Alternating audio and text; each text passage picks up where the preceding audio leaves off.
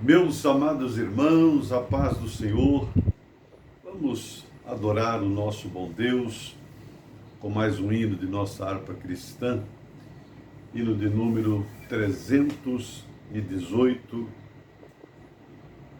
título Ao Lar Paternal.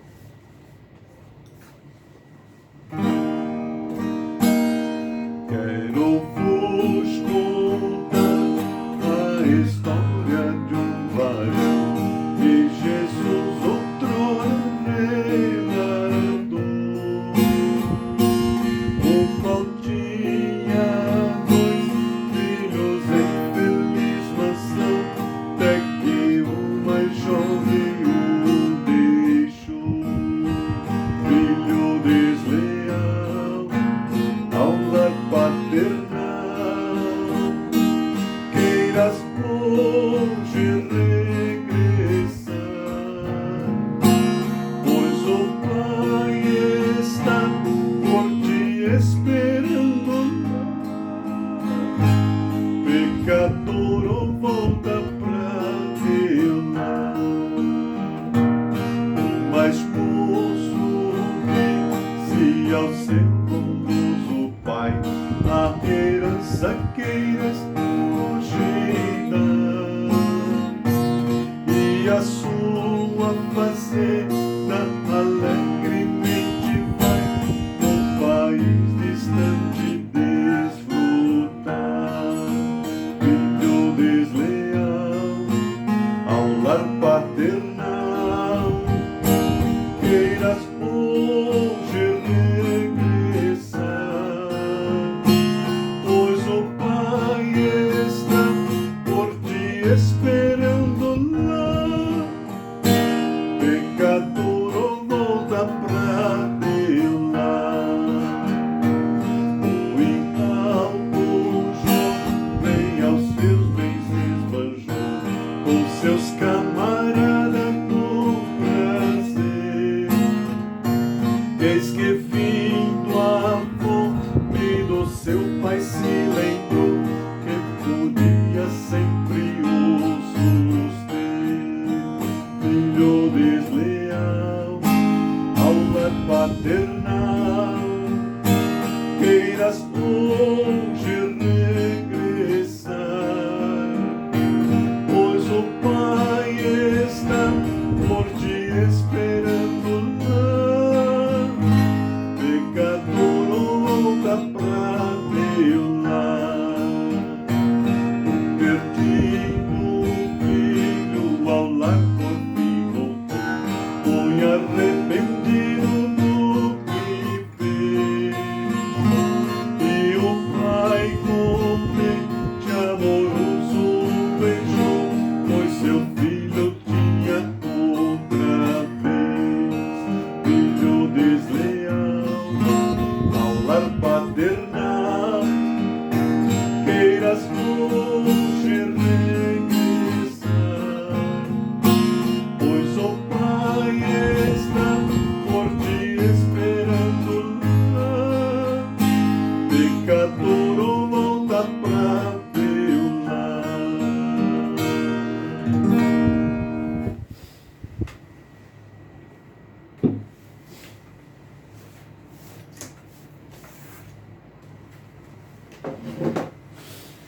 Antes de comentarmos algo sobre a letra do hino, que é um hino maravilhoso, o hino de nossa harpa cristã, 318, autoria de nosso querido pastor Paulo Leivas Macalão.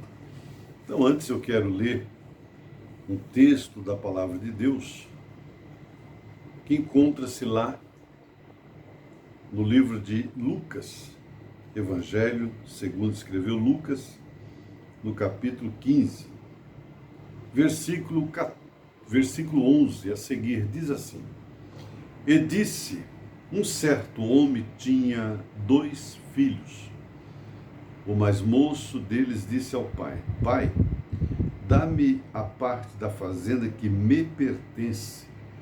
E ele repartiu por eles a fazenda.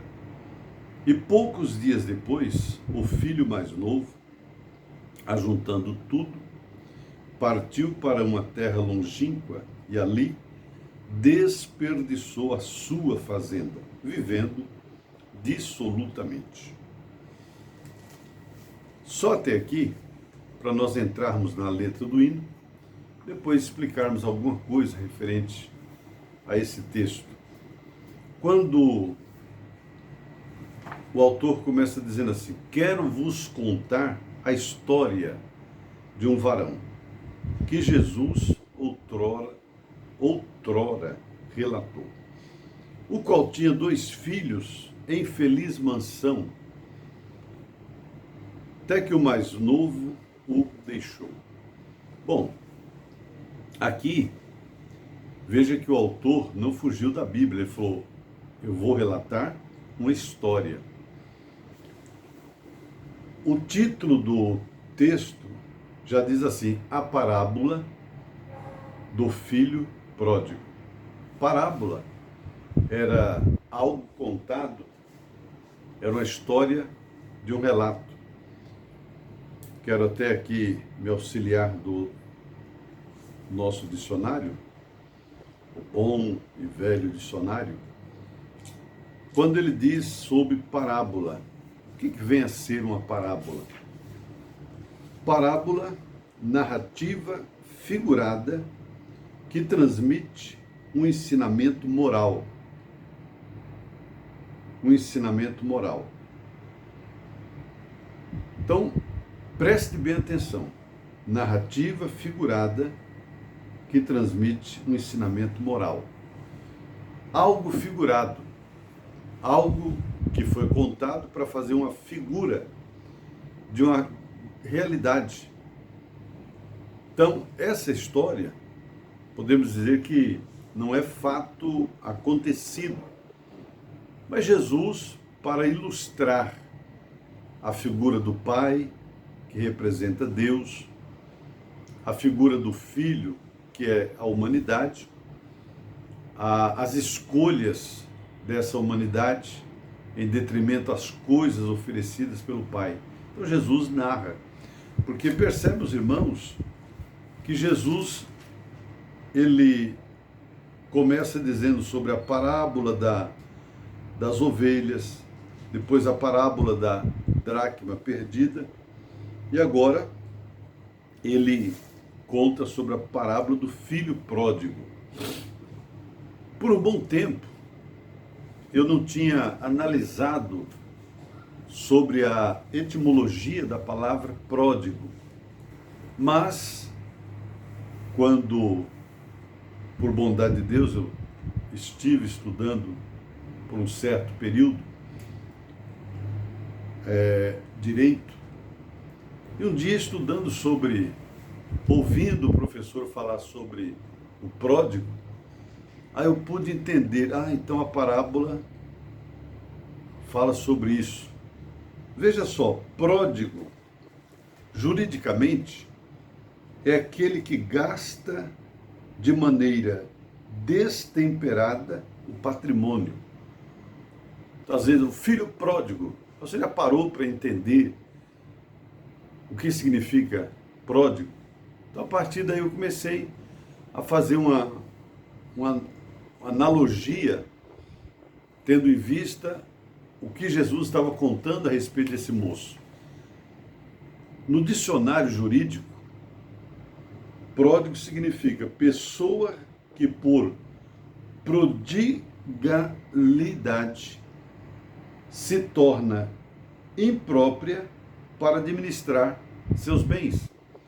Então, todas as pessoas incapazes mentalmente de administrar bens, ele é um pródigo.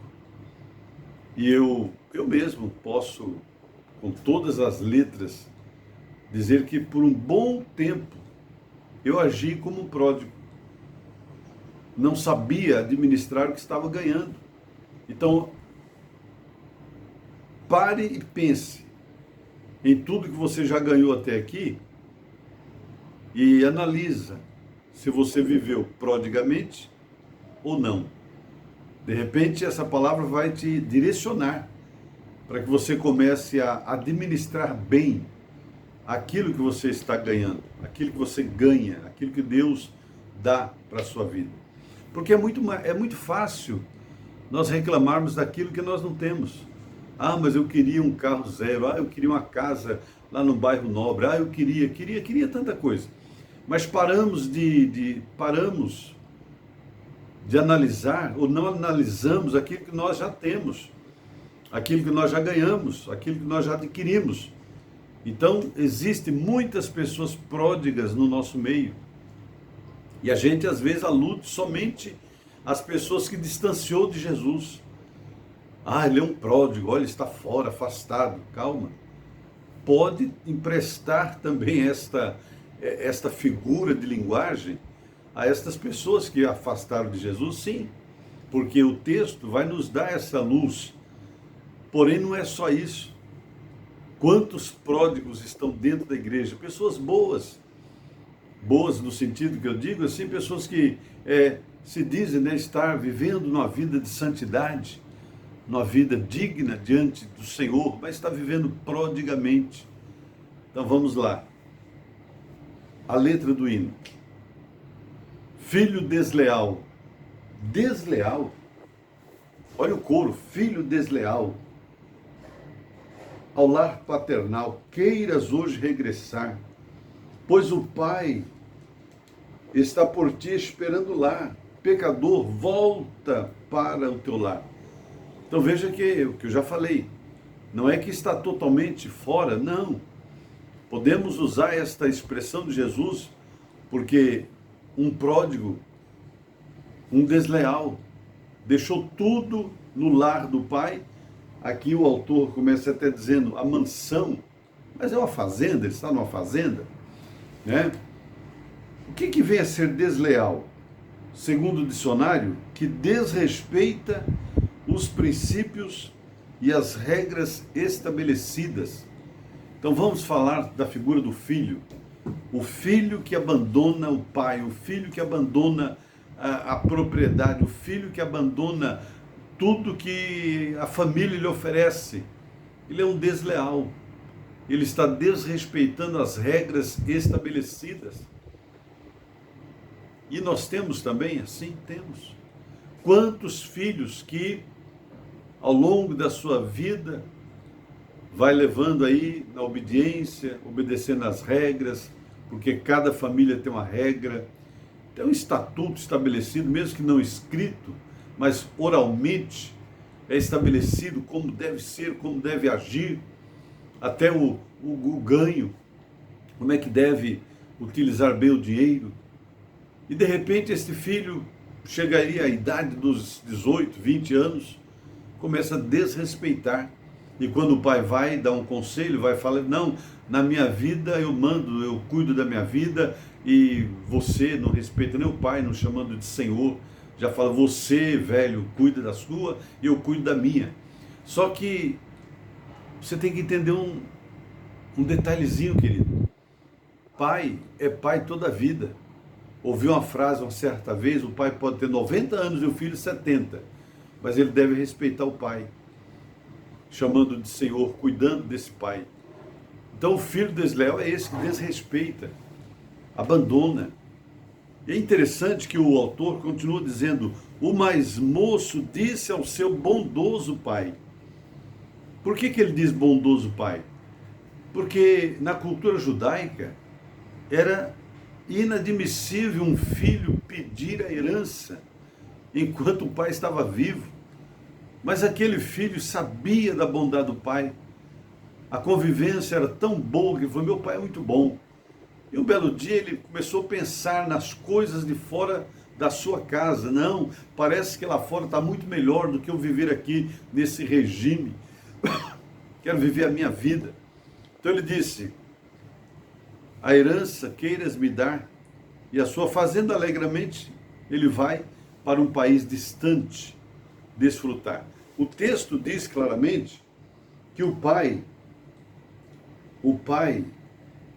partiu ou repartiu por eles a fazenda. Como aqui diz 2 filhos, então entenda que o pai dividiu no meio, primeiro a parte do pai ficou inteira e a outra metade dividiu em 2.